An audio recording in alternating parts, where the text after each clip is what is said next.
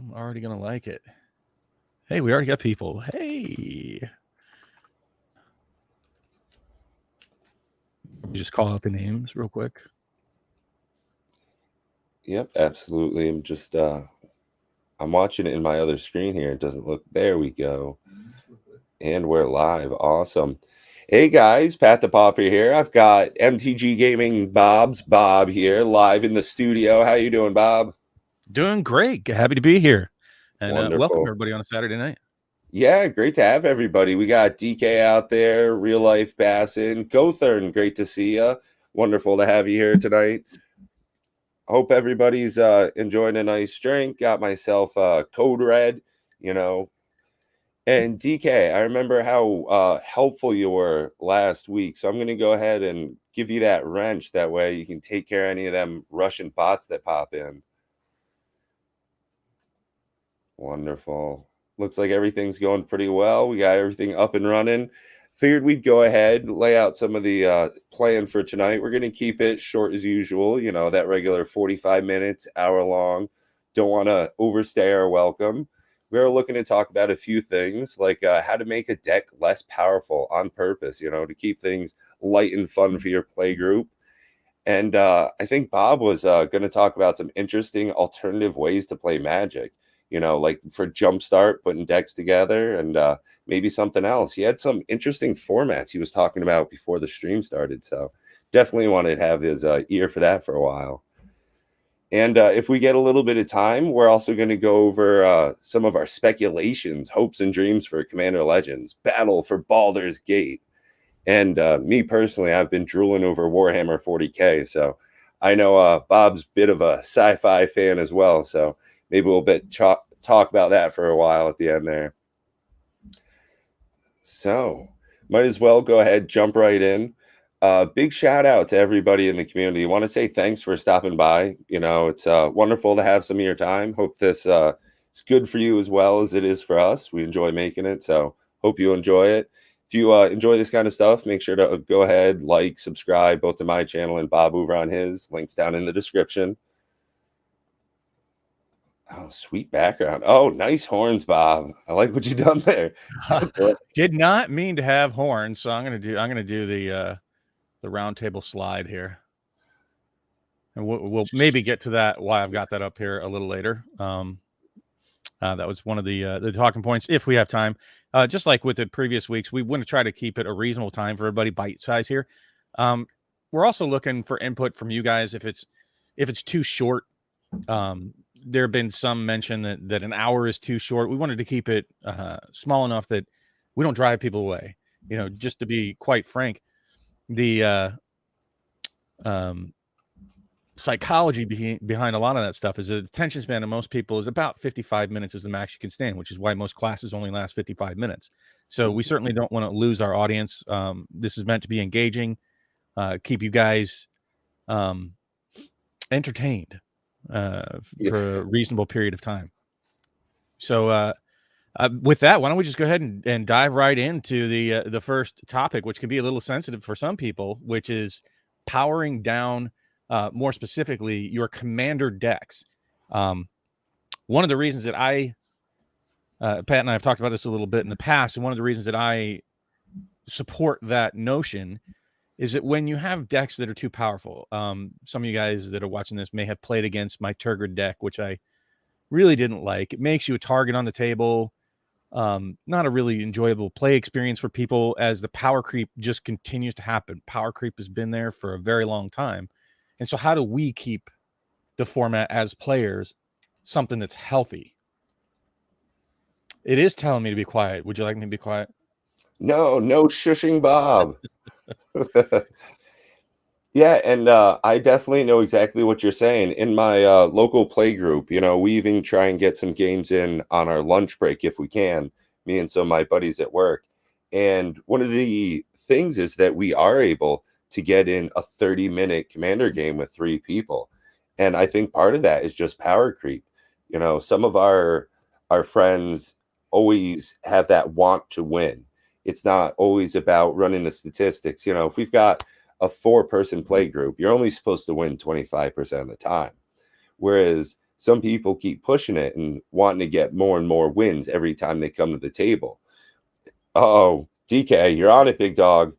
So yeah, I agree with you there. You know, I was actually we were with some friends last night, and we were talking about that very same thing, that especially with Commander, like when you're head to head, there really is only kind of one purpose to playing, and that is to win, right? When you're just 1v1, you're either win or you lose, right? That's the only purpose of being there. But Commander allows you, it's a format that allows you to play so many more of the cards that just can't see the light of day. When you play Standard, when you play Modern, when you play Legacy and Vintage and all these other formats, your card pool is so narrow if you want to be competitive, and you're talking about a head-to-head format, right? So Commander does a very interesting thing where maybe your point isn't to win, it's to get your combo to do a thing, right? I hear people saying it all the time. I just want my deck to do its thing. I just want it to do a thing. And you might have lots of different interesting card interactions because you like the card, but there's just no chance of ever getting it into a deck that you would play in a much faster, streamlined format. So it's okay to not win at Commander and come in 4th place if your deck did its thing and you got to do something really cool with your cards and had fun with them. Absolutely. Like I've got Narset Enlightened Master, I think it is, where you attack and you get 4 cards off the top of your library. And that's in the 99. That way it doesn't come up all the time. It's just one of those things where like, hey, I just want this to happen. You know, just let me attack you this one time. You know, I just want it to do its thing. You know, just let me have this fun one. I play against somebody who I think it's Zakama, where when he attacks, he can get like 7 dinosaurs off the top of his library. And every once in a while, it's not the craziest deck. It's not super powered up. He kind of just got a deck list offline, and every once in a while, he's like, hey, Pat, let me just attack you so my deck can do its thing. You know, it's nice to be able to have something where it's just, I want to have the fun of playing it. And that's one of the things about, you know, powering down your deck, removing some staples like Smothering Tithe, having that in every deck that can play white. It's just a little bit too much. Same thing with like Rhystic Study. I just picked up a Rhystic Study out of a Jumpstart pack that me and my buddy were going through some of. And same thing with Mystic Remora. Putting that in your deck, you're powering right up. You know, for one little blue pip, you get such card advantage over and over and over. And no one's paying for it. That's just pretty standard. And especially if you're running multiple copies, you're just getting too much juice. So it's one of those things where turning down your amount of card draw, turning down the amount of power that you're putting out, the mana advantage. And that's one of the big things that makes cards more powerful. That's how you really judge a deck, right? You know, a threat assessment when you're playing against someone, you see that they've always got 6, 7 cards in hand. You know, that's when someone's getting out of hand, right? Well, beyond that, you know, removing the dirtle from your deck too, because nobody wants to sit there and watch you play, win or lose or draw. You just begin to make the game unfun when you sit there and have 20-minute turns where you're like Sensei's Divining Top and shuffle, and shuffling a Commander deck is always a time-consuming ordeal for everybody, and go hunt for your stuff with tutors, and it's just miserable. Absolutely. You know, like the fetch lands are even miserable, and you know, Terramorphic Expanses and Evolving Wilds and all these things that slow the game down to a crawl. I know there's been many games where I sat there and I'm like, I just don't even want to play. Let's just click, like on Arena, for example. When I'm sitting there watching a dude, it's a miserable control one, and I'm like, I might win, but I don't care. I'm bored already, and since I can just easily click, you win, and I was out of there and on with my day. You can't really do that as much when you're sitting there with your friends playing. So maybe try to keep some of these things in mind. You know, getting back to like one of the things that we talked about in the past is get it back to being fun. Now, defining what fun is for everybody at the table is a very difficult thing because it's different things for different people. However, you know, be considerate to the people there at the table. Like just sitting there, because most of the time when you're playing with people in Commander, they're the same people you're going to play with more than once. Right? You're probably going to play with them multiple times. It's not Arena. And that being the case, you know, you really should be considerate. of the people that are sitting across the table from you. Yeah, absolutely. And that's one of the things where part of a recent occurrence in my play group was people having a lot of stacks type effects where if you tap one land, you have to tap all your lands. You have to attack every turn. And even though it's incredibly powerful, it's a very smothering effect. It's taking a lot of the fun away. Whereas something like Esper Sentinel, yeah, it's powerful, but it's not making the person across the table have less fun. They could just not pay for it, have their turn, and you get an advantage.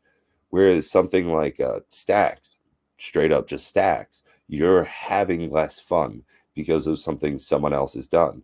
Same thing with like sacrifice stacks. I actually was just opening some Kaldheim earlier, and I pulled one of everyone's favorite cards, good old Turgid, you know, and Well, you didn't like my Turgid deck? My Turgid sack every time you get a creature on, sack it. Yeah, it was one of those things where I could see how mean and powerful something like that could be.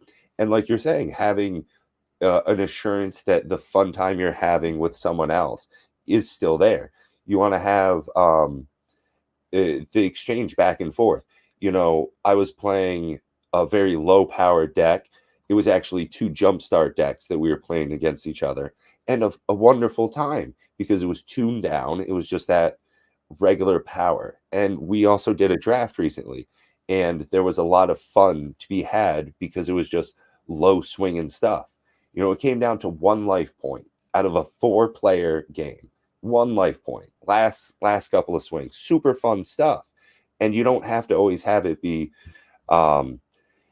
Wrath of God, you know. Oh, hey, here's a damnation right after that. How many creatures are left? Blasphemous Act. Oh, thank you. Put Teferi's Protection while it's on the stack still. It's cool that all of that is powered and that you have access to it in Commander game. But like you're saying, you have access to so many other fun cards.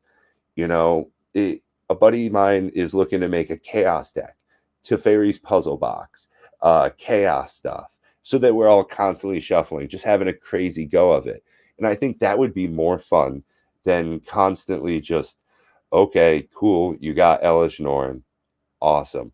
Now let's go ahead and just lose everything. Just a little less fun that way. You know, to that point, I was just watching, I think it was it I Hate Your Deck? It was a recent episode that had Olivia, what's her, Olivia Gobert Hicks, is that her? Yeah. Somebody can correct me. She's like a cosplayer. She's been on most of the bigger Magic channels. She's always on like the Command Zone. And she brought an Enchantress deck, and she just made the deal with people that she wanted to kill herself. Like, like she was trying not to interact too much with the rest of the board. She just wanted a way to kill herself. And that's what she wanted her deck to do. Right. And that's what I mean, that, you know, you can do some of these crazy things in Commander and just have your deck do its thing. Right. And in that particular game, there was a pro player. I don't recognize him, but he was playing a dragon deck and he just wanted it to do some dragon type stuff. And it kind of did. And at any rate, they kind of had that rule 0 conversation. But you can see this sort of trend of getting away from, like, I'm not trying to even win. My whole point of being at this table tonight is to see if I can kill myself in Commander, if I can draw myself out of my own whole deck. And I guess that kind of highlights a point that it's not just, you know, tinfoil hat Bob here and Pat, but there's clearly a desire from the community to not just play super competitive all the time. And I'm not saying you shouldn't play competitive. There's room for that. And if you're in a pod, if you have a group that you play Commander with all the time, and, you know, some of you want to do that supercharged high power, you know, turn 3 type win, you know, make sure that that's what the group wants to do to have fun that night. And, you know, I would personally, I don't like them. I've disassembled just about every time my decks get up to that like 6, 7, 8 power level. Yeah. I don't even want to play them anymore. It's like they're retired. I played one time. Okay, it did its thing. It was brutal. now I'm going to disassemble it and put a deck together that's much more fun. So, you know, that's I can see that that's certainly a direction that many people out there, not everybody, are wanting to go in. And I think that we're all trying to collectively muddle through and try to find a way to collectively play the game to have more fun. I mean, even did you watch what's his name? Simply Better Magic was talking about how unfun Arena is becoming. Yes. You know, after a heart attack, he had a like come to Jesus moment, and he's saying, you know, that, and he's Mr. Arena, he's Mr. Standard Arena. If you watch him a lot, it's like pretty much all that's his bread and butter. And he was bashing it, and I've spoken publicly. I can't stand Arena. It takes out the personal connections. It's all about the win. It's as fast as you can win. Just play the meta, get your points, get your coins. The grind. Yeah. A lot of people are just trying to get their daily challenges done. You know, get their little bit of scratch that they can go in, open another virtual pack that's got no actual value when it's all said and done. And it's just a bit of a shame that that's a way that people are spending their experience with Magic the Gathering. And don't get me wrong, it's a fine entry point. It's a great way for people to virtually learn. But I think that now with the proliferation of Spell Table, the ability for people to interact with their paper cards with people across the internet all over the world, you know, tomorrow, since some people aren't feeling great in my play group, instead of everyone having to come together, we can all just stay in pajama pants at our houses and just play against each other on the internet. And Arena's not quite that same format. We can't play Commander, you know. I will say that I have a recent discovery, and boy, I really almost hate to spoil it here, but since you guys are kind enough to join us, I will spoil some of it, but I'm going to make a video anyways. I have found some joy. I found an end game in Arena.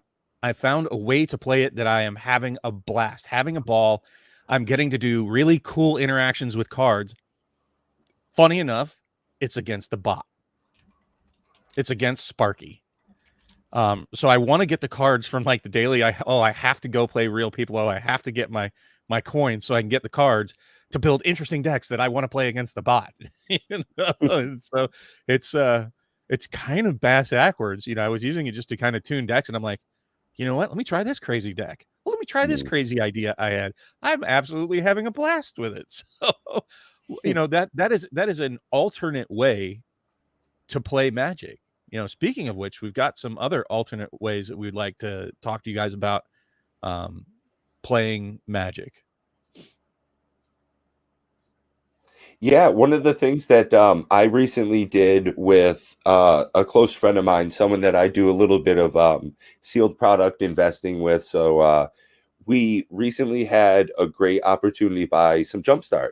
So one of the things that we did was actually, instead of just sit around, rip wrappers, and feverishly go through rare hunting, we did just what Jumpstart was designed to do, where you take two different themed packs and you put them together and actually creates a very nice, reasonably well-performing 40-card deck. And it includes the lands right in it, and you do that with someone else. And it was a super fun Goblin Spirit deck that I was running versus I think he had an Orzhov color. So he was running a black-white soldier kind of theme deck. And just a super fun time. I couldn't believe that instead of just your normal, oh, hey, I opened up a draft booster pack, handful of commons that are whatever, no real theme or synergy put together, and to have half a deck put together already. You do it again, you have the fun looking through, you get some pretty decent cards, an Elvish Dreadlord, and then you go ahead and get to have a fun game with it. It was incredibly surprising that went so under the radar with that product. People always talk about, oh, I pulled a Craterhoof Behemoth. Oh, I got to fight Rexian Alt. Oh, goodness, the value in it. But one of the underlying values that people really aren't expressing about is your ability to have a fun time right out of the box, to play a random deck. Super good. Minty, I'd like to address one of the questions before we get too far down the road. Minty brought up a good point that it's he stated, I think it's harder for people who come from a more competitive scene like Modern or Standard to come into like Commander or when these jump starts and wanting to power down or play the alternative because they're coming from such a competitive format. And I can appreciate that, and that's kind of all of our duty. That you're there playing with other people. It's part of the social aspect of Magic. To have these conversations, to build your local play groups, especially with Spell Table. Spell Table is something that you could share with everybody. Once you get your rig set up, you can reach all the way across the world, really, and play with folks. So, I would say for those that are coming from a more competitive format into the Commander format, there are competitive ways to play Commander. I just think you're going to have a much more narrow play group because most people, it's a casual format. So it's kind of incumbent upon you in your own play group to express the way that you would like to have fun. And that's what I do with the people that I play with. I straight up tell people, the power levels that I'm looking to play or the formats that I'm looking to play. Like either it's, pre-con, a pre-con deck, or if we're playing with super power down group hug or just thematic to where, it doesn't even necessarily matter if somebody has a deck that's a power level 9, as long as it's all theme and people want to see people's theme. Now, if you're power level 9, you jump in there and you win by turn 3 and didn't see the theme of anybody else's deck but your own. Who had fun there? The one person that's played the one of 9. the things is that like when it comes to who's having fun there, a lot of times it's just one person. The fella that shows up with all sorts of power in his deck, he's the one person having fun. You have to sacrifice a creature every turn. You have to tap every land. It's that guy's having fun and you're not specific. I heard someone say, I think in an old episode, I hate your deck when it first came out, is there's X amount of fun to be had and I'm having more than you. So it happens to be too often where that occurs. And one of the great things about Magic, especially in the Commander format, is that you get to have that rule 0. You show up and you talk about what you want to get out of the game. Is it you want to show up, turn cards sideways, sling spells? I had this discussion with 2 of my buddies that are in my play group. The essence of Magic to me is you sit down, you shuffle, you take a card off the top, you draw it in your hand. You put down lands, you turn them sideways, you put other cards out, and then you turn those cards sideways and you attack until the other person has no health. So that to me is like the essence of Magic. That's what I'm expecting out of a play, where someone puts out Strixhaven Stadium. They reiterate a make 5 goblin spell. They all have haste. They attack you and instantly win. What is happening? That's not what I'm looking for. My buddy played an infinite loop the other day, and he gave me that look from across the table. He's like, Pat, I think I can do it. Well, do it, Jordan. Show them what's what. I'm not taking nothing from these guys anymore. You do your thing. So we went infinite and killed everybody. He milled us all. I mill everybody for 100, and then, I skip my turn. So they go around and instantly we all lose. Now, it was cool to see it happen, but at the same time, it's not super cool to see that happen. And that was just one of the things where we've had in private the discussion of what we want to get when we come to the game. And he usually just says that I don't want to do stuff like that, but I got that juice in my deck. So I just wanted to show the boys what's what. So he just kind of wanted to be the arch enemy. Now, taking some of the power out of your deck is one of the ways to avoid that. Skip out on tutoring. One of my friends, that's all he does. He runs Captain Sisay so that he can constantly tutor every single turn, go through his deck, get out some slamming legendary, smash that thing out of the table, ruin everyone's night. Well, I think that powering down is one way to solve that. Your talk about the playing different formats like Jumpstart is another way that you can sort of curb some of that that power creep. Speaking of which, were you just head to head with Jumpstart, or did you play a multiplayer format? Or No, just right here on my cramped little work desk where I do all my recording and stuff. I put all of my piles of cards, I moved my keyboard, my mouse, all that stuff, and we just played a tight little game right here in my workspace, just enjoying a tight little game of Magic. It was so reminiscent of playing, 15 years ago back in high school, where all you had was the corner of two desks put together. And yeah, it was nice to do it even in such a format. Speaking of 15 years ago, there was a format that I played called Emperor. Now it's a 6-player game where you have 2 opposing emperors that sit in between 2 flankers. Now I looked at it recently and it said the reach was 2, which meant that your spells can reach 2 away from you. But the way that I remember it, your reach was 1, which means you could only affect the player next to you. So the flanker could affect his emperor and the other emperor's flanker. So I'd have to look at that again. I think there was like an alternate rule it said about I am old. That you could change the way that the reach works, but it doesn't even really matter. I was thinking about buying some of those cards again to try a different format because I think about Arch Enemy Nicol Bolas is another way to play. Plane Chase is another way to play. And for you guys that don't know Arch Enemy Nicol Bolas, it's a 1v3 pre-constructed set where one person plays a really powerful Nicol Bolas as the main enemy, and the other 3 players are trying to defeat him. Plane Chase, you have these Plane Chase cards that are out there. You guys can look them up. I'm not really going to go into depth about explaining what they are, but they affect the board state depending on which plane you're on, and that can change you can choose to change. Now, I've never played Plane Chase, but I did buy the anthology, so at some point I plan on cracking that bad boy and playing it. But the whole thought is, we have to curb power creep, like ourselves in our own play groups with our own friends, keeping it fun.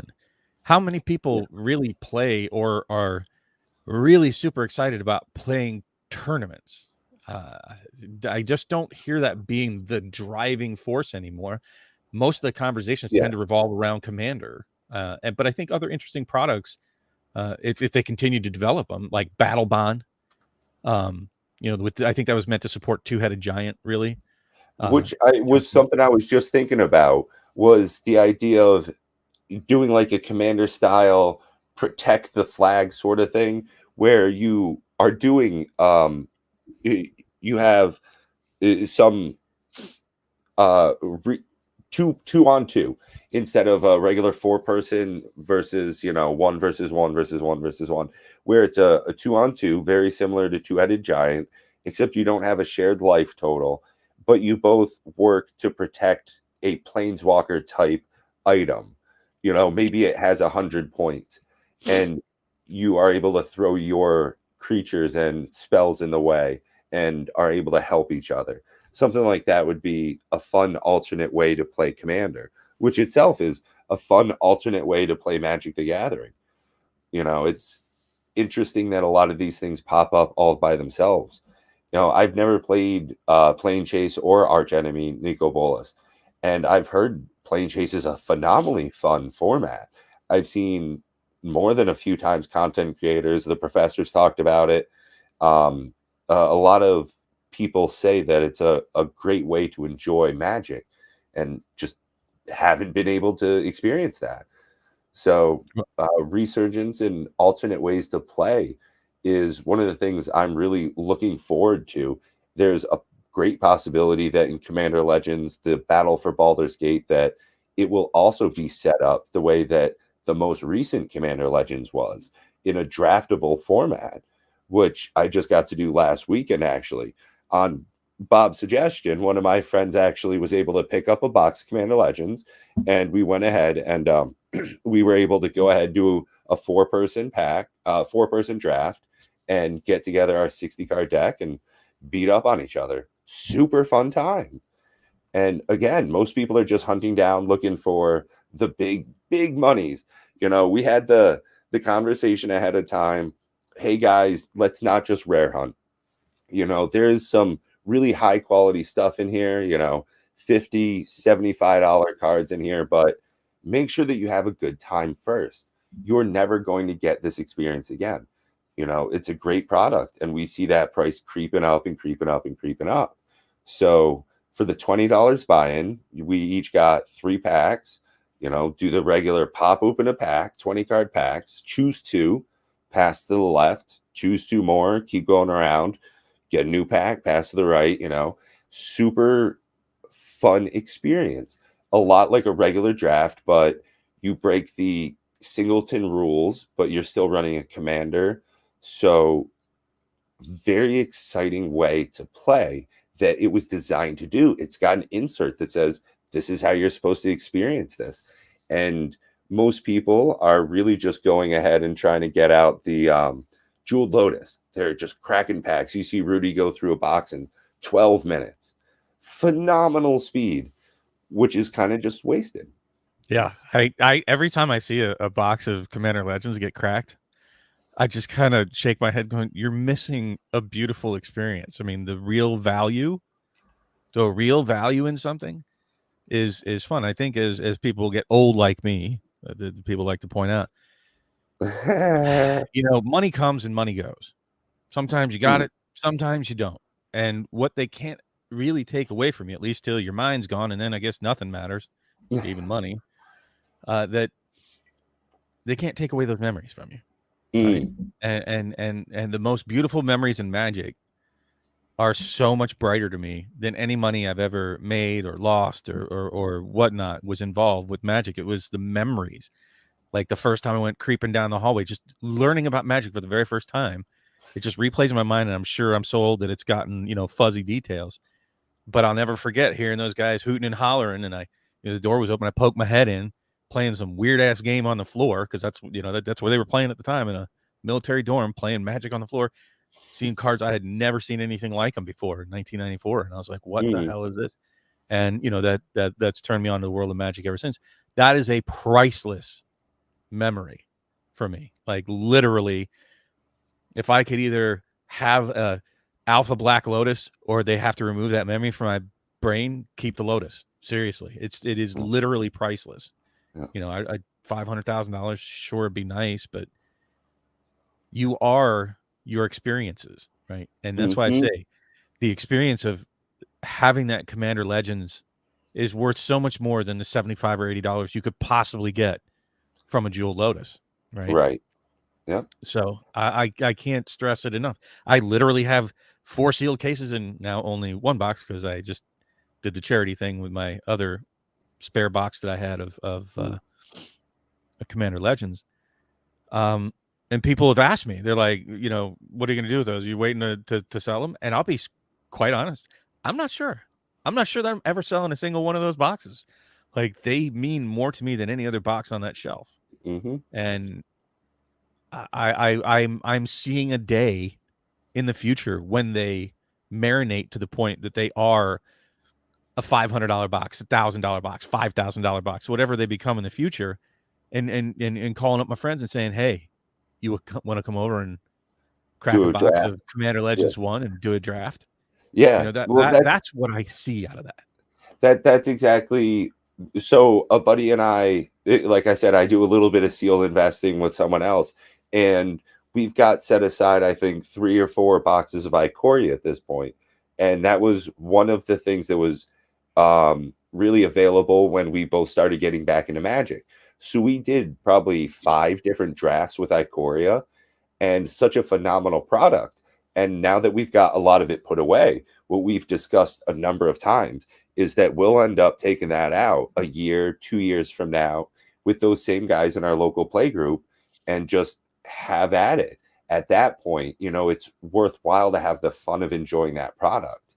And that's one of those things that a lot of people don't see about this hobby, is that it's not just oh, I've got to buy everything, keep it put aside in the closet, never ever touch it. Just buy it and sit on it, buy it and sit on it. Well, if you're not having the fun of the game itself, what's the point in having any of this? Don't get me wrong, it's nice to be able to say that it's accrued value, that it's more worthwhile than it was before. But like you've said, if you let a memory sit and you let it juice, build up to get that, marination to it, and then you get to have the fun of doing it again in a different reminiscent type of way.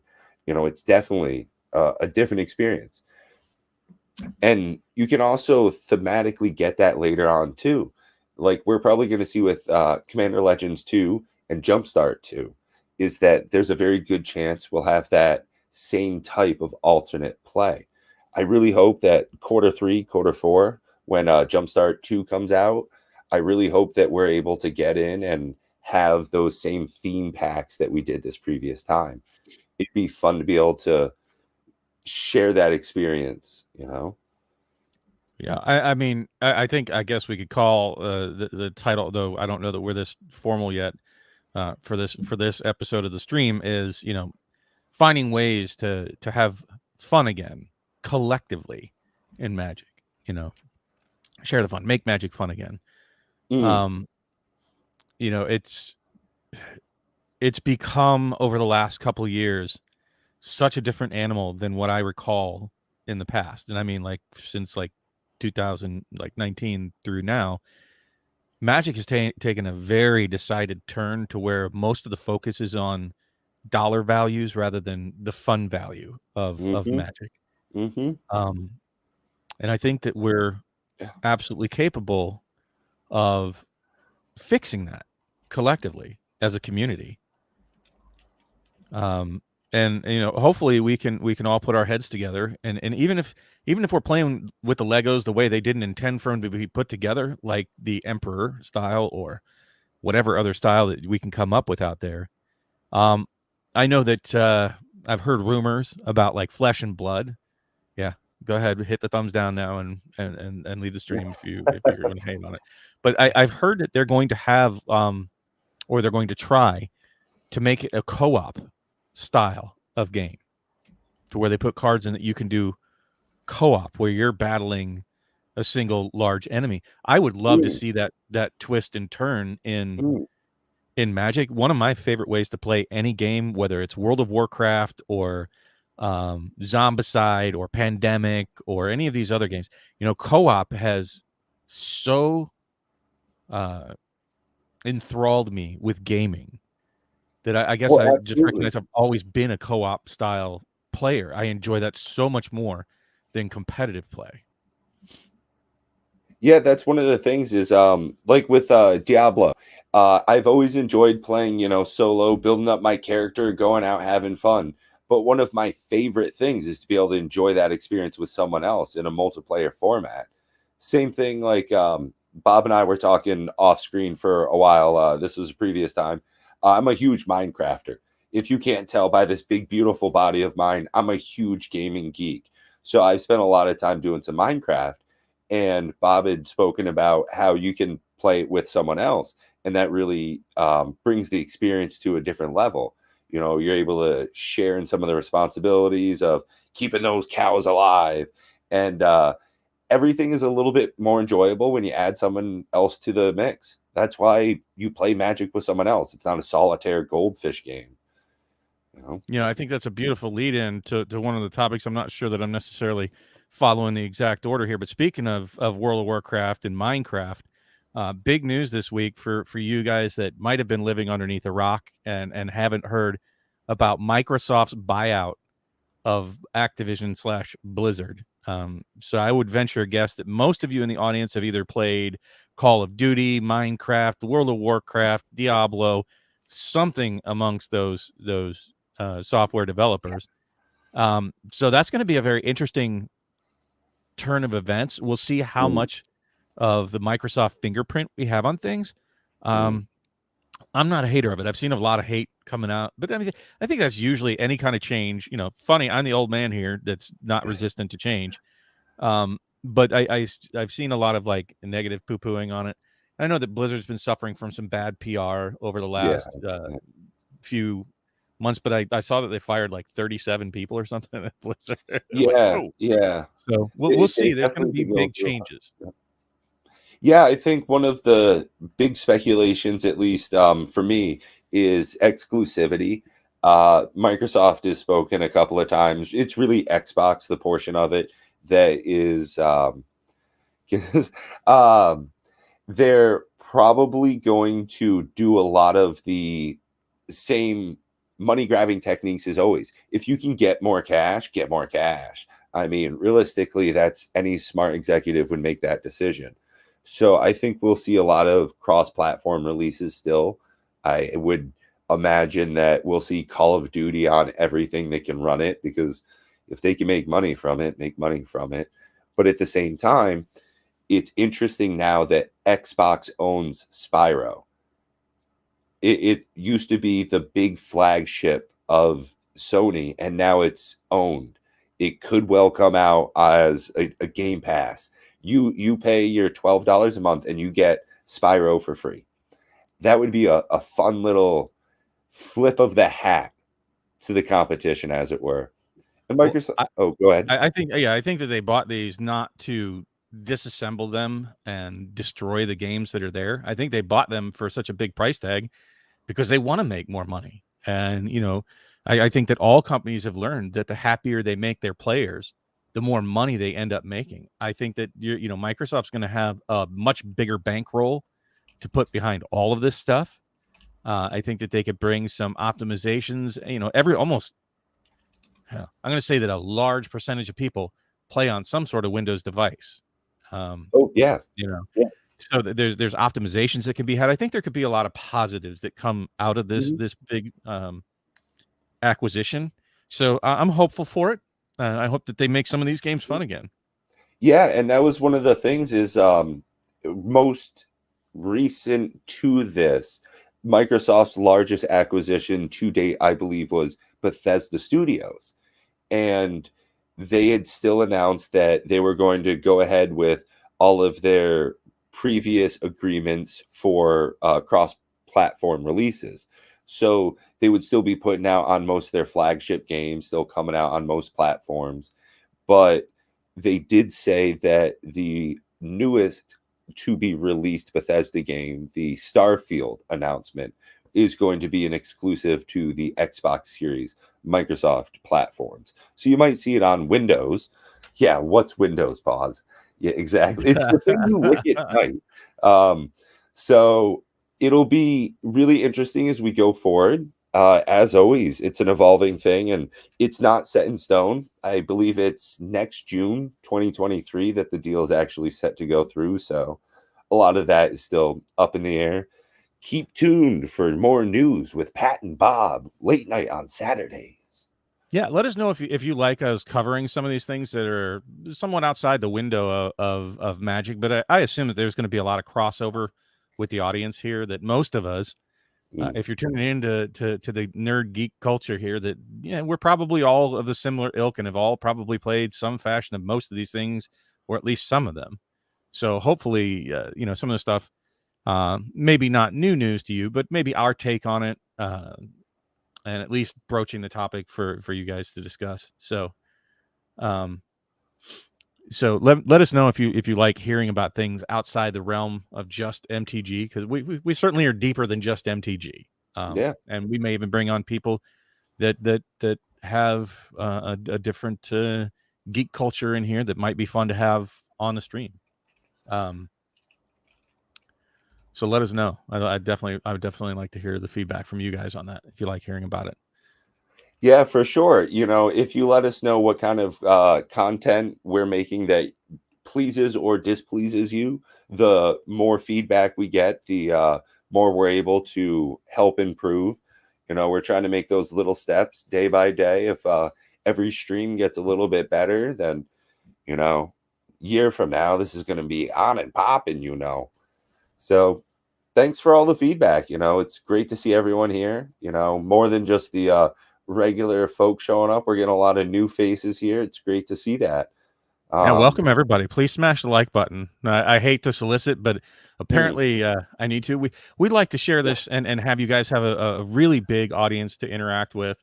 We see you guys all chatting there, but we have to somewhat try to, if we want to get through the list of topics, we have to kind of stay on point. We'll try to open up some of it either towards the end or when we can to try to address some of that. We love having all of you in here. You know, speaking about guns and stuff that you're talking about in video games and whatnot, there's a crossover that's coming out Oh man, I'm this excited. year. You know it. Yeah. Warhammer 40K Secret Lair Commander decks, right? Yeah, this is going to So be a very exciting product to me. Well, go ahead, keep going for a second there, no. Bob. I was gonna say, what are your thoughts on this? Because I know it's somewhat controversial. People don't like the idea of some of these different IPs that are coming into Magic. Well, so that's one of the things that really surprises me is that even though there's already a huge amount of crossover that people just absolutely love, one of the things that is an issue for some reason is the addition of guns. Seeing something so different in the world of Magic where they think it takes them out. A lot of people missed over the fact that in Ikoria, there were a couple of jet fighters, a few giant skyscrapers in some of the backgrounds, and they've slowly been weaning us into it. I think in Kamigawa, we'll probably see some very futuristic items reminiscent of things like that. But in some of the artwork that we've actually seen from Wizards of the Coast in preview of the Warhammer set, we're going to see some straight up just actual guns in this. I'm going to go ahead and try and share a file here. Share screen, entire screen, screenshots. There we go. So this is a little bit of the preview artwork that we've seen from Magic the Gathering. Now, this right here, Universes Beyond, it shows an Ultramarine and his full armor with his giant bolster blaster pistols strapped right there. And you can see that giant mechanical arms to him. It's going to be a big change, I think, in Magic the Gathering. You can see right here another form of it. Huge blaster pistols, incinerators, jetpacks, even. So it'll be a very big takeaway. I'm not quite sure what the reaction to it's going to be. It'll be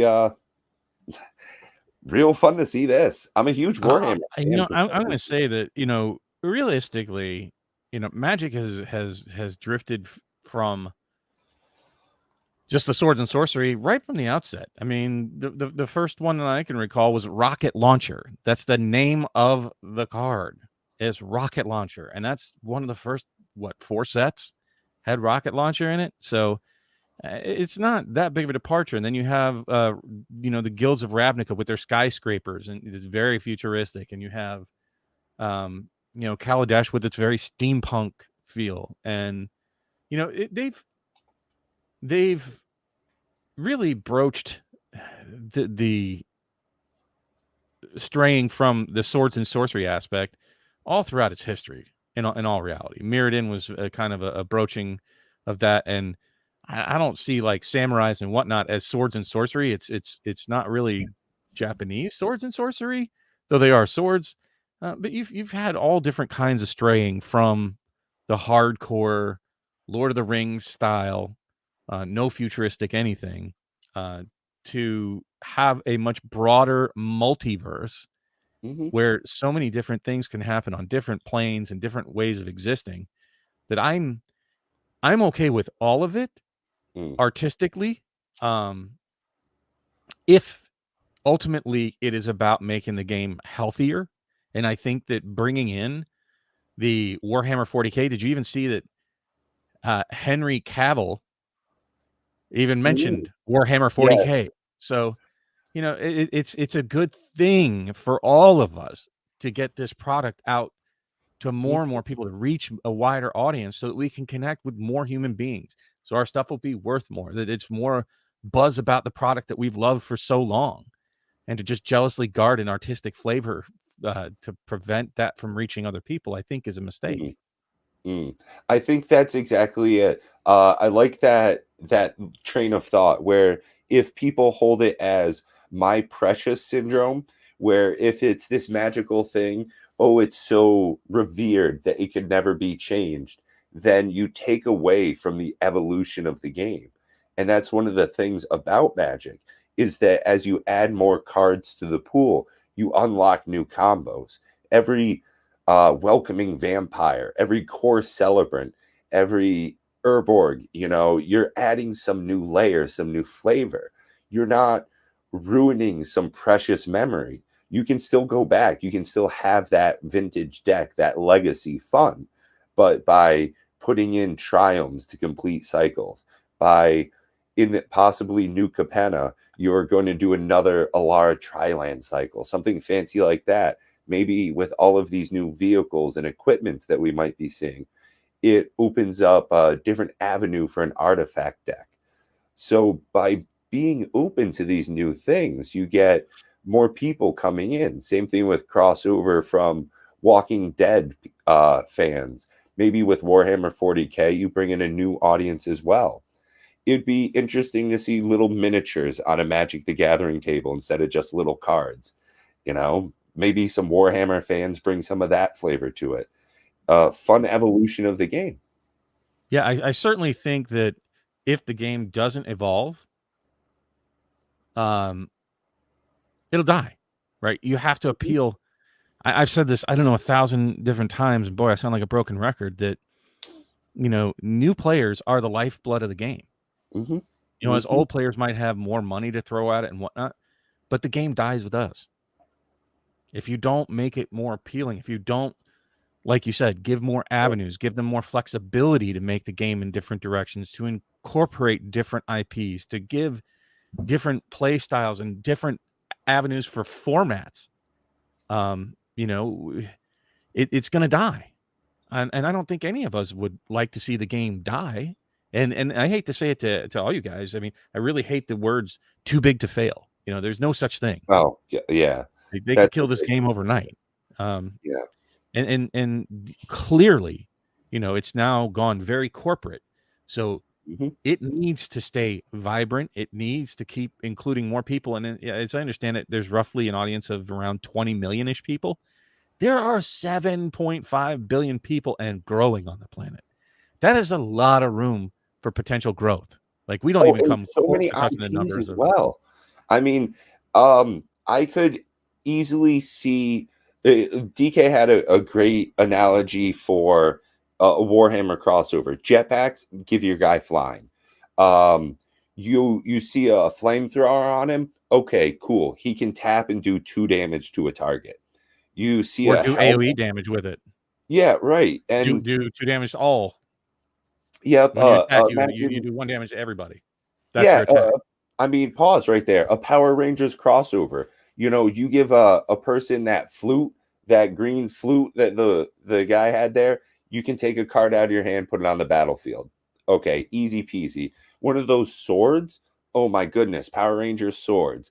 Now it's the new Sword of Feast and Famine. You get a reprinting of a great card. Some jazz like that.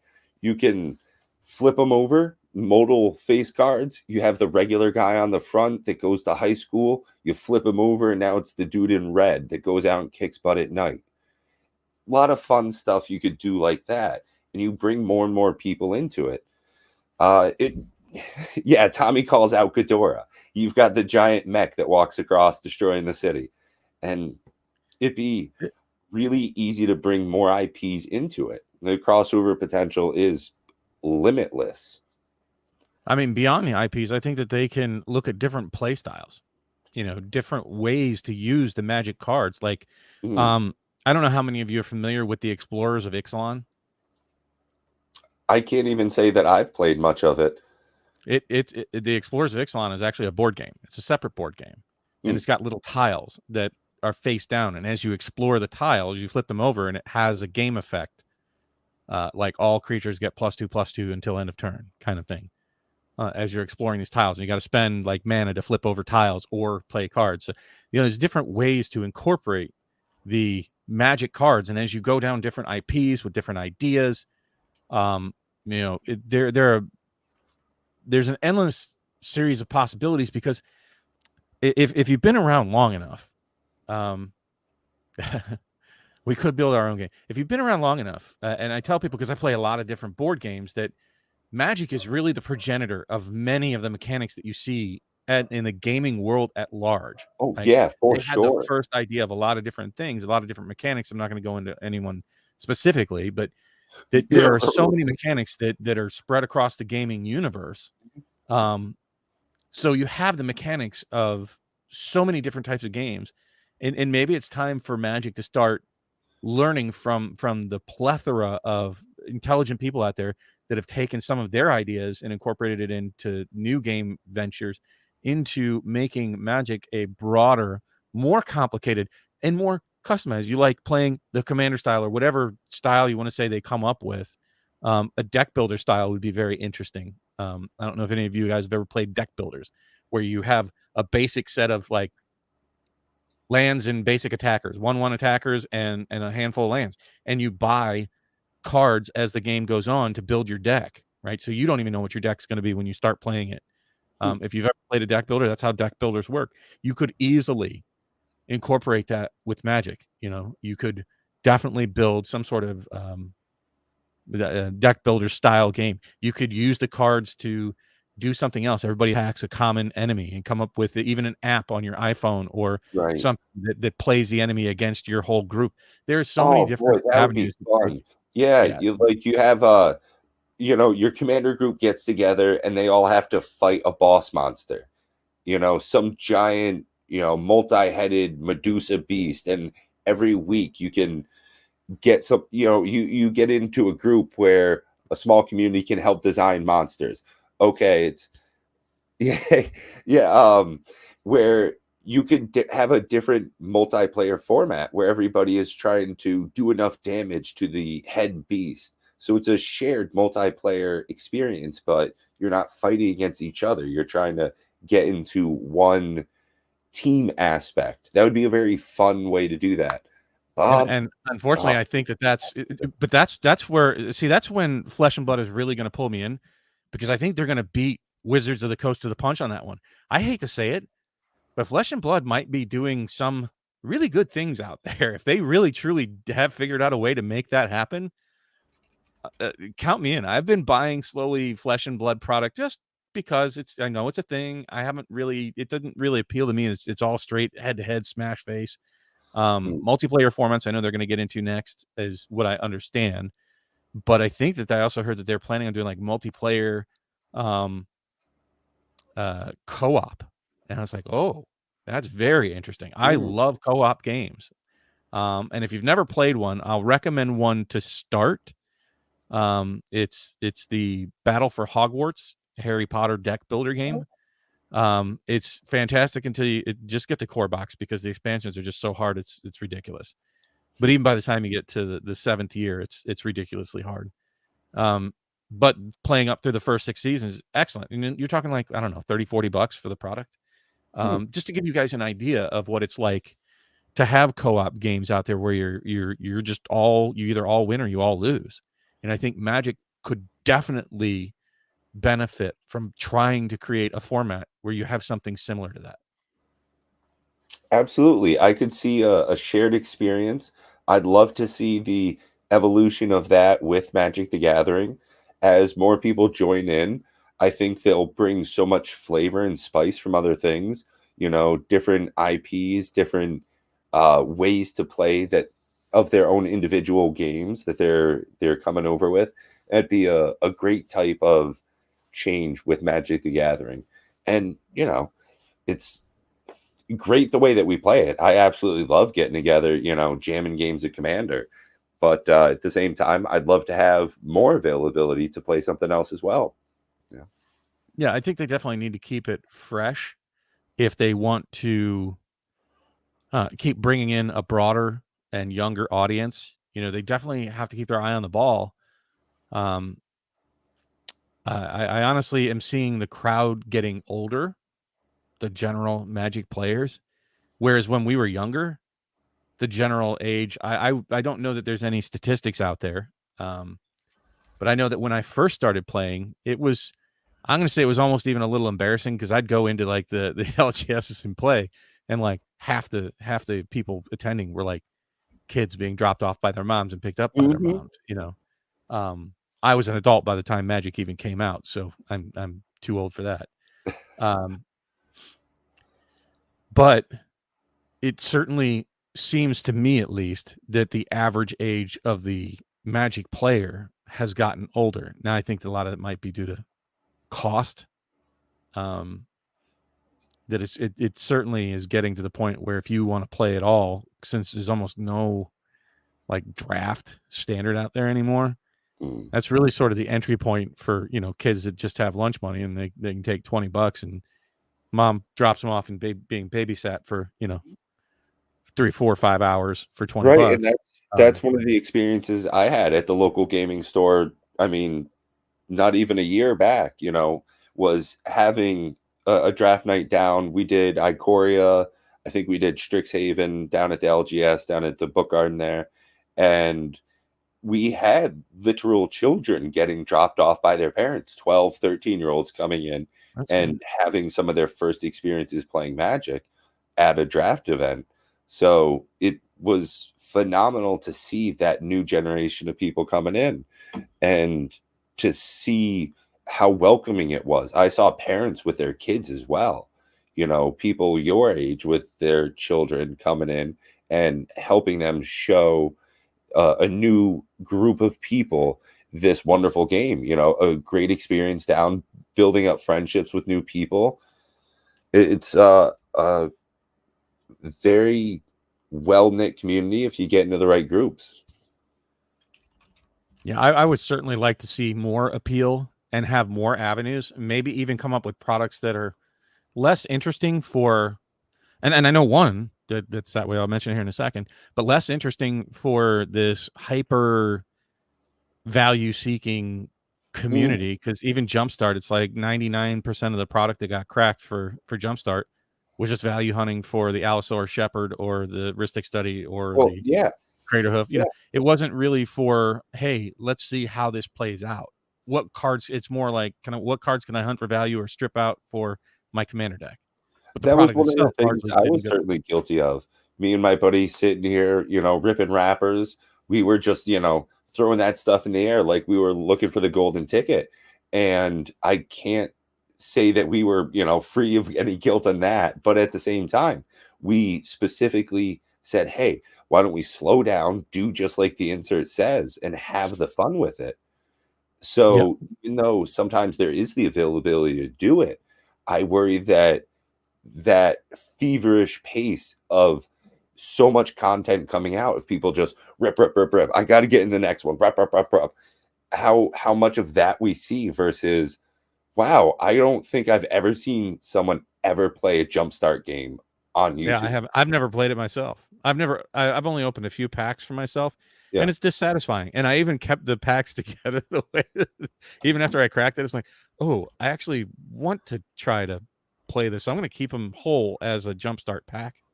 So I just threw them in some sleeves and kept the packs together the way that I cracked them. And I probably only cracked less than 10 Jumpstart packs for me, not what I sold on stream, but I do have a couple of boxes. I might buy a couple more. I want to see what they're doing with the Jumpstart 2 this year. The one thing I do know, and maybe we'll cover that later, like as we get, what I don't want to do, and Pat and I have talked about this, is we're not going to be bleeding edge on spoilers. We want to take a little different approach to that, and we'd like to bring spoilers to you for cards that interest us. Going through a gigantic list of who gives a skipping stone about garbage jank cards that nobody's ever going to play, just to go through spoilers doesn't seem like it's exciting content to me. If I'm not excited about talking to you guys about it, I really don't want to talk to you, because out of obligation. We want to not have fuzzy cards that we don't understand. They may not be real. So we'll bring some of that to you as spoilers, but you'll probably have already seen most of that content. We'll just bring our take on the cards that we like, the cards that we think are interesting, even if we don't like them. but we're not going to be. I don't think we're ever going to be bleeding edge. You're not going to hear it here first. I mean, unless it's a tinfoil hat Bob theory, Right. or a QVC Pat, nugget. But Now, for the we'll low cover more of price that on later. your local Amazon market, you could get a set boost. Yeah. No, I know exactly what you mean. This isn't, hot, fresh 24-hour news cycle. You're always getting the best of the best at the very, quickest moment. We do this once a week on Saturdays. And unless it comes out, noon on a Saturday, it's probably not going to be a flash hit in the pan for us. But again, like Bob saying, we don't want to come out here with just every fuzzy version of a card and go over nothing with you. We want to make sure that the content we're producing for you is actually, on point. It's a real card. If it's not interesting for us, I'm not going to be able to present it well to you guys. I don't give a shit. Neither will you. I mean, frank as that. We're an hour in. I'll say it once. Yeah, well, and here's the thing too. We want you guys to think about what we're saying, and we want to hear what you have to say, and we'll try to cherry pick some of the comments and try to address some of the comments. I'm sorry we can't get to everything. Like I said, it would just trail down a rabbit hole and be so far off topic by the time we get done. It's like a game of telephone tag. But we do want to try to get you guys thinking. That's part of our desire here, is to say things, to show you things, to get you thinking about Magic, to get your thoughts on it. We would like it to be interactive, and we are paying attention to the comments as they stroll by. We just have to be somewhat selective to stay somewhat within our time frame. To that end, we did have a mention. If you want to go ahead and bring that up, I'm not sure if you still have that. Yeah. About the time frame from DK for the here we go. 5 hours. So I don't know if we're necessarily going to try to do that tonight. We're clearly a little bit over. But thank you for responding, DK, on that. And we'll certainly take that into account. We've talked about it many times. Oftentimes, Pat and I and Matt will stay after talking for 2 to 3 more hours. Yeah. That's one of the funny things, is that we'll go ahead and we'll just continue chatting. A good 90 minutes past the stream plus a number of times. And I think I've talked to Bob on the phone for like 7 or 8 hours all combined. And we constantly just say to each other, we're wasting great content because there's so many great conversations that we've had off air. That it's funny how we could easily go for another, 30, 40 minutes, just kind of blabbering on, just having off the cuff conversations. But we do try to make these a little bit more pointed as we come into them. So I think that since so many people are looking forward to it, maybe we can start trying to get a little bit more in our topic section. So if you guys ever feel like it in the comments, go ahead, put down something you want us to talk about. We'll go ahead, discuss it behind the scenes, and we'll try and get that into our program schedule. We do certainly go ahead, get a couple of bullet points so that we don't come in here and just, shoot random things out of the air. We try and get some, stuff put together so we have a decent back and forth. So one of the topics that I was actually, and the reason I brought some of that up, that I was going to cut off and maybe wait for next week, is about another community content creator. Most of you have heard of him, at least. Jake and Joel are Magic. On their Discord server, a guy named Bobby Z has been putting together. He's trying to come up with new. Wow, if I keep saying that's going to be terrible. He's trying to put together new Commander formats, seasons. And this season coming up in February, they did a wheel with the different commanders, all from Commander Legends. And you get $100 budget to build a commander deck. The 2 commanders that I'm assigned were, Numa and Miara. Now, I've never built a... put those up again. I'll blow you up real good there. So one of my commanders is Numa. I'm trying to get the glare off of it. So it's an elf creature, and Miara. So it's a Golgari elf deck, clearly. Golgari elf tribal. They give you $100 based off of TCG player. That's what's going to be the February one. The January league, which I was in but had to drop, unfortunately, due to different commitments and just the way things rolled out.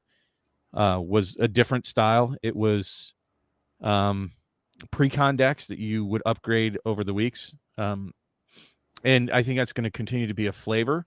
So if you guys are familiar with Jake and Joel, I highly recommend, even if you're not checking out, especially if you're not, check out the Jake and Joel, our Magic channel. They're fantastic. Just going to make that joke. In case you didn't know, Jake and Joel are Magic. Yeah, they are. And they're fantastic. I mean, they're good guys. I talk to them. Pretty laid back Discord too. That's one of the things is the content that they make. One of the reasons I enjoy the stuff that they're producing is that they're very regular guys. They don't come off as stuffy. They're not doing the YouTube voice. They don't do the, well, hello, this is QVC Pat coming in tonight. They seem like they've got flip-flops on and they're having a good time hanging out. I can imagine that it smells like patchouli in their, apartment there. I bet that they're fun people to hang out with outside of just the stuff that they're making. So I definitely would love to see that stuff that you're doing there. Are you going to be streaming or recording any of that, Commander? I'm going to try to on my channel. I know that some of the other content creators, I know that Cothern Cards was in season 1. I assume he'll be in season 2. I have to go back and look at the list. But there's going to be multiple content creators.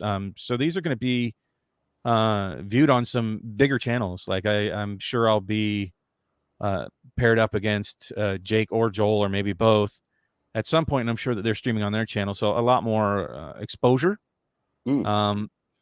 But so if you have Spell Table and you're interested in something like that, I highly recommend getting to be part of their community. I'm not sure if you have to be a patron. I am a patron of theirs.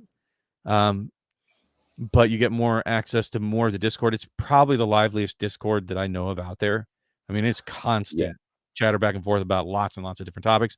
Mm-hmm. I'm a content creator myself, telling you to go check out these other content creators. They're not even aware that I'm pitching them right now. But I think it's a great resource for all of you. If you haven't checked it out, super recommend it. Can't recommend it enough. To become part of that community. You'll certainly see me in there from time to time. And they have lots of different things that they cover outside of their streams. You can look at all the conversations in the Discord. I highly recommend being active in your community. I don't really do the Reddit scene much. That tends to get real trollish real quick. And I really, there's enough shit in my daily life that I don't really feel like jumping into Reddit and jumping into a steaming pile of it, to be honest with you. So I tend to avoid that because it seems like it devolves into that at some point on most of the Reddit. I don't know what you call that's one of the things about anonymity and the internet is a lot of times people will take advantage of being a nobody, will be jerks to you, say a whole bunch of mean things, just be trolls in general.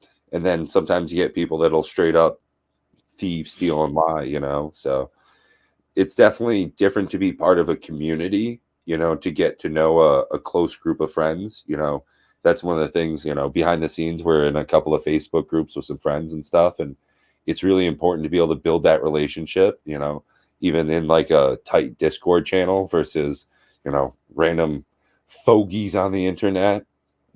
Well, and especially in today's environment, I think it's important to be able to have a online presence to be able to connect with other people, because it's still pretty tough out there. It's still, the world's still in pretty rough shape and not looking like it's going to clear up anytime soon. Not advice, but that's unfortunate. And I think in the coming weeks, I'd like to discuss when the world returns to a bit more normalcy. Exciting ways that we can get together new that we haven't done in the past. So we'll be covering some of that later. Can you do me a favor and pull up Minty's question there about the quest for the Jank Lord? Sure. Yeah, I got you. Back. So to answer your question, Minty, I have not. I haven't heard of them. So I'll have to check them out. Is that a YouTube channel? And that's unfortunate that I don't pay attention to more formats. I really don't watch any Twitch, MTG. I don't watch any, not a lot of YouTube. MTG, or not YouTube, I'm sorry, Facebook MTG. It's mostly YouTube that I use for exposure. So I need to be a little better about that and be a little more well-versed in all the different social media ways of connecting to Magic. But I'm not familiar with Quest for the Jank Lord. Is that just the Discord? Let me know. But I like the idea of that's sort of the Commander Pauper, which was it last week or the week before that I had mentioned coming up with more formalized alternate playing methods for Commander. When I said they're going to come out with lots of different Commander formats, whether it's Commander Pauper, Commander 79 cents, whatever it might be. I think it ties into tonight's topic where people are hunting for different enjoyable ways to play the game, right? Yeah, it's a great time to be able to enjoy the game as someone who played it back in high school, 15, almost 20 years ago at this point. Now that it's coming through to be something of a different evolution as we go forward, it's going to be phenomenal to see this keep going ahead. I think one of the things, this is just, tinfoil hat Pat right now. I think that we'll end up seeing a virtual reality version of Magic the Gathering. I could see an Oculus Quest 3 having a Wizards of the Coast product where you can actually see these spells get slung at your foes. You can witness the wonder of a giant water beast come forth in front of you, battling against your other enemies. You can, across the world, have this experience with someone else in a shared 3D experience. I think that would be a phenomenal way to enjoy Wizards product that we get with Magic the Gathering. But will we? Oh, I don't know. It'd be freaking great, though. Love to strap that thing up. Yeah.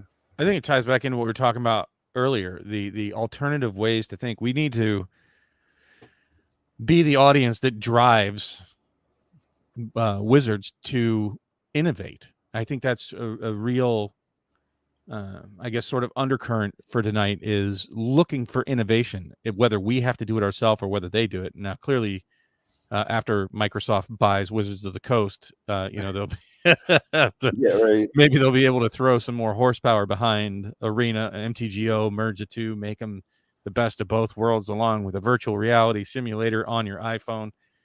However it comes out. The message is that we want to see it evolve, right? We've been playing Magic for 30 years, and for most of that time, it's really been almost stagnant in the formats. They rotated formats mostly so people could keep up financially, so that they could deal with reserve list stuff. I won't get into reserve list. Too bad Savannah's not here, at least not speaking. I will clearly, if you guys ever want to engage with me on reserve list discussions, bring it into a Discord, and I will chat at you ad nauseum about my thoughts on the reserve list. But we've seen too much stagnation for too long in the Magic world, and I think we're stagnating now, almost in a different way, not with the different products that they're coming up with, but we're stagnating as an audience, looking for more and more money out of every box. Every one of us wants to open a $50 box and get $1,000 worth of product out of it. That seems to be the direction that people are going, rather than going, hey, wait, I want a fun experience. How about instead of coming up with these $5 million boxes we have to buy, just make it fun and let that drive the price and the popularity of the product. Better to sell, the boxes to 100 million more people than to charge $100 million more for the boxes and sell to the same people that they're already selling to. Right. It's almost a shame to see that Unfinity will have a collector's release to it as well. Whereas if they specifically channeled that down to a draft box, you'd be more expected to have the draft experience. Whereas every time you see a collector's pack, like I was just saying to my buddy via text earlier, is that if you're looking to collect Magic, you want to buy a collector's pack. Literally says it right there in the friggin' name. Where if you want to have a fun time, just ripping some wrappers, playing the game, you want to get into a draft product. So if you streamlined it, they're not doing a set box for it. So maybe that will help get more cards in people's hands to be able to enjoy the product like it was, air quotes, meant to be enjoyed. So it's funny that you mentioned that, and that's probably about the last thoughts I have for the evening. I'm looking towards wrapping this up, folks, but probably about to shock some of you to say there was something I didn't know about Magic. It might have been you that exposed that to me, Pat. Was the fact that for I've double exposed masters, double masters, I was completely unaware that you were supposed to draft that different than regular packs. I didn't even know, because the only time I've ever seen double masters is people cracking it for value. Yeah. So I wasn't even aware that you were supposed to draft it differently, because I've never seen anybody draft it. Yeah. I've never drafted it myself. That would be no. Oh, goodness. Yeah. Let us know in the comment section below. Have you ever drafted double masters? Well, not just double masters. How many of you have drafted double masters, played Jumpstart the way that it's supposed to, Battle Bond or Commander Legends? If you've cracked any of those at all, have you done it in the way that it was supposed to be, that the product was designed to be used? That's sort of my parting thought. So, oh geez, I wonder if you can hear all the looks like they're coming for you, Pat. Yeah, they're coming to take me away to the bin. No, I actually live just down the road from a fire department, so it being the middle of winter up here, someone's house is probably on fire. So. Nice. Yeah. So that's my parting thoughts for the night, folks. I don't see any other chats that we haven't addressed yet. Yeah, I think we've been quite efficient. And again, if there's anything that you guys would like to hear us discuss, something you want to take part in a discussion with us live, go ahead, put that down in the comment section below. If you're watching this video after it comes out, same thing. We will be going ahead, monitoring all the comments as they come up over the next week. Very interactive there. So make sure, feel free, don't hold back. Let us know. But, like Pause says, no pictures, please. Well, contact us in any way. You can reach me either on Discord if you have any of the Discord access, or know that you have Discord access to where I'm at, or you can reach me at my email address, gamingbob21@yahoo.com. If you don't feel like making it a public comment, feel free to address it to me directly. Even if you have some critiques that you just don't want to have the rest of the world see, I get that. Yeah, absolutely. But if you want to bring up topics, feel free to contact me in any way that you can. I mean, other than like standing outside my bedroom window creeping on me, but short of that, get a hold of me in any way you can to let us know what you want to see on here more, or things that you just didn't like, or just things you'd like directions you'd like to see the channel go. And I will certainly reach out to Pat for my part. Yeah, for sure. Yeah. Same thing. Same here. My email's right down there in the description. Make sure you're going ahead. You're subscribing over to Bob. That there too is in the description. So please, hope to see you again next week. We're going to have a whole new slew of topics. So great to see you. Great to see you again. Love you and be well. Peace, everybody. Bye.